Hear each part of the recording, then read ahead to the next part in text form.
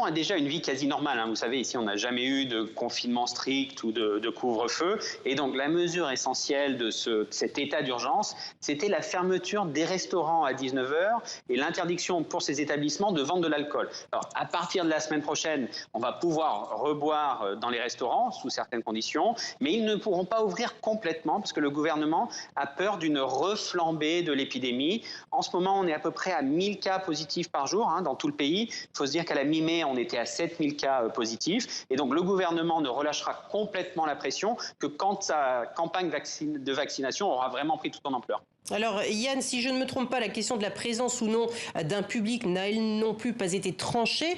Par contre, est en cours donc la campagne de vaccination, vous venez de le mentionner, pour un maximum d'acteurs de la compétition.